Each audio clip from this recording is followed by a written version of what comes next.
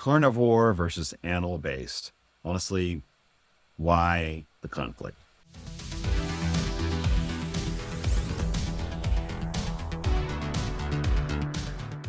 Now, for those of you who aren't completely familiar with the difference between the carnivore diet and animal-based diet, real quick, this is not the basis of this episode, but just so those who aren't familiar can understand, carnivore diet, as it sounds, is primarily or only meat, right? Some may include some eggs or raw or fermented dairy, but some people just eat meat and salt. It can be that simple. It's a great elimination diet. It's great for reversing insulin resistance and, of course, weight loss. I know people with IBS or irritable bowel syndrome, or even some autoimmune symptoms, even PCOS, who do very well on the carnivore diet. It's great for reversing those because of how much it lowers insulin in the case with PCOS, and lowers inflammatory issues, especially whether it's in the bowel with IBS or just autoimmune in general. The whole body seems to do better and have less inflammation on our carnivore diet, which doesn't trigger the autoimmune symptoms, but it could be used. Okay, it doesn't have to be ongoing. It could be used short term, whether it's several months, just to reverse the condition, and then start adding other foods in, paying attention to how your body responds. But yet, I know some people who just do very well on it indefinitely, have done very well on it, definitely long term. They feel great. That's great for them. And they found something that works for them. And I'm not criticizing that at all. The risks or downsides for some people start with dehydration. You just don't hold as much fluid in your body, and you end up dumping some of the magnesium and potassium in your urine. So if you're going to do it, whether it's short-term, long-term, I definitely recommend supplementing with some electrolytes, like Relight is a great one, made by Real Salt. And then taking some magnesium and potassium supplements on top of that. Long-term, some people do experience some hormonal stress, whether that's increased cortisol or stress, thyroid hormones, maybe lower or dysregulated sex hormones. But again, that's not everyone, or at least everyone doesn't complain about that. And for some, it might be, fine when they're younger, and then as they get older, they have to adjust. Now, animal-based diet includes the same animal foods at the center of the diet as the priority of the diet, right? But it also adds some low-inflammatory foods like fruit, honey, maybe some tubers. I've included some graphics in the show notes that have some of the included foods with animal-based and actually rates them by inflammatory or, lower inflammatory, medium inflammatory, high inflammatory, ones to avoid, depending on how your body responds to those. And I give credit to those graphics to Paul Saladino, who, because he made those graphics, but he also has been, if not the most, one of the most prominent promoters of the animal-based diet. He'd previously been a strict carnivore. It's his Instagram handle at Carnivore MD, which actually is at Carnivore MD 2.0 now. But after a time like a few years on the carnivore diet, he noticed some symptoms that he wasn't too happy with, some downside. And he found that adding some low inflammatory fruit and honey helped resolve those issues, which he's talked about several times. He's explained several times. And so I don't want to speak for him, but I do respect him for his openness about what he was experiencing and how he adjusted his diet, knowing he'd get a lot of pushback because he was so much a leader in the carnivore community. And he knew he'd get some pushback and criticism from his own community, but he was being authentic. He wasn't secretly eating bananas and honey while pretending to be a strict carnivore.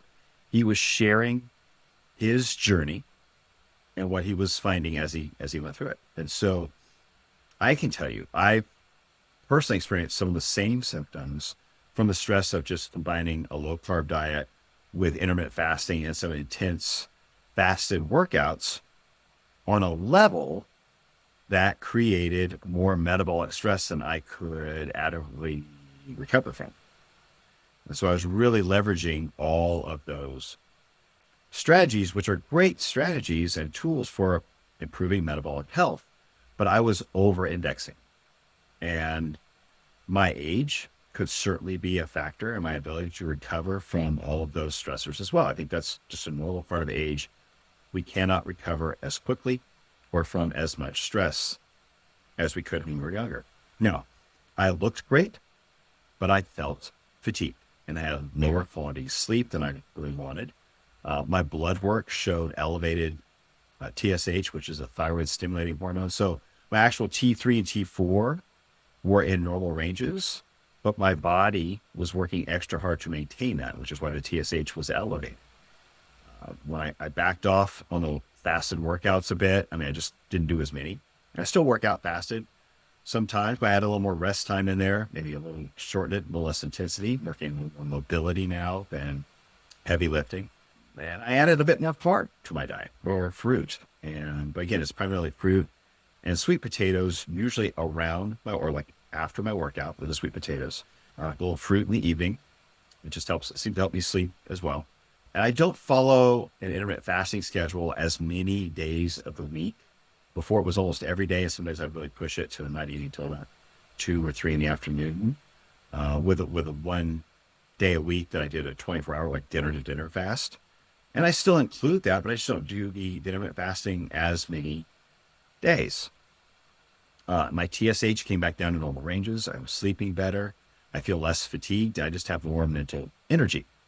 So adding in the carbs, a little less stress for the intermittent fasting, not pushing the workouts, as many workouts in a week as much, really made a difference. Now, I'm all about creating metabolic stress as a great strategy, again, for reversing metabolic disease and maintaining metabolic health as we age. But that stress can be over-indexed, especially if you're very lean and active already.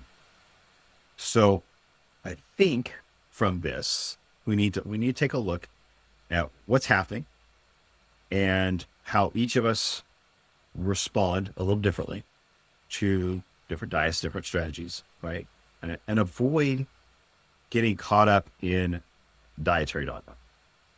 Allow for change in your diet on your health journey and allow other people to have the same freedom. As you alleviate the symptoms you were originally trying to reverse and enter more of a maintenance phase, you can see if you can back off a little bit. And maybe revisit the stricter diet periodically for a week or several weeks to get those benefits again, and then go back to the less stressful maintenance diet.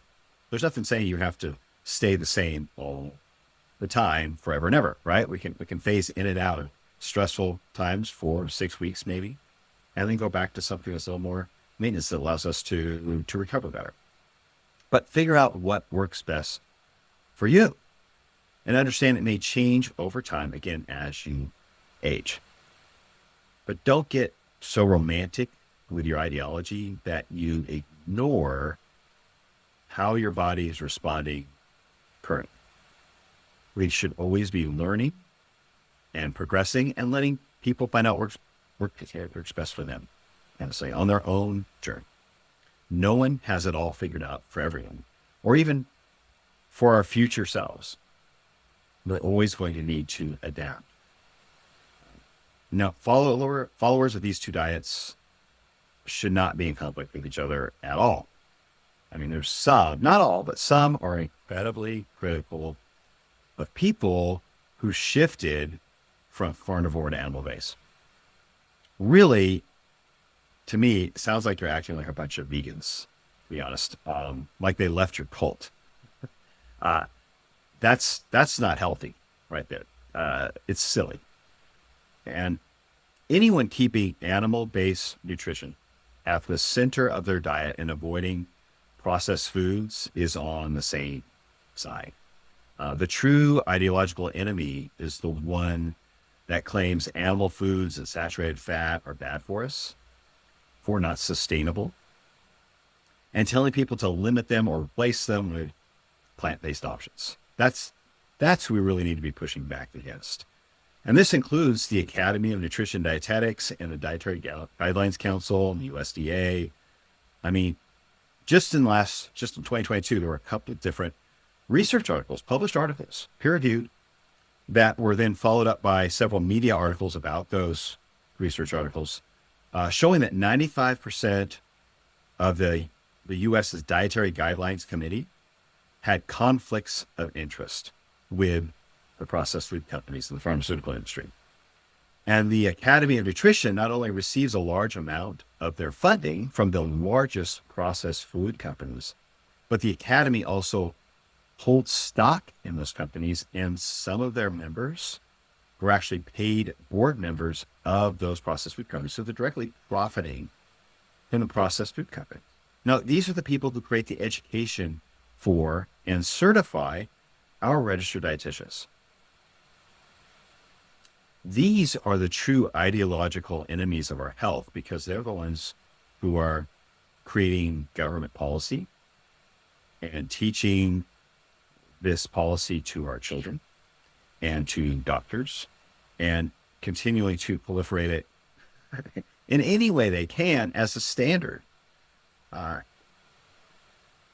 The best thing you can do is keep animal-based nutrition at the center of your diet and avoid processed foods, especially processed seed oils. Avoid them completely. Stick to single ingredient whole foods and avoid the dogma. Don't treat your diet like a religion.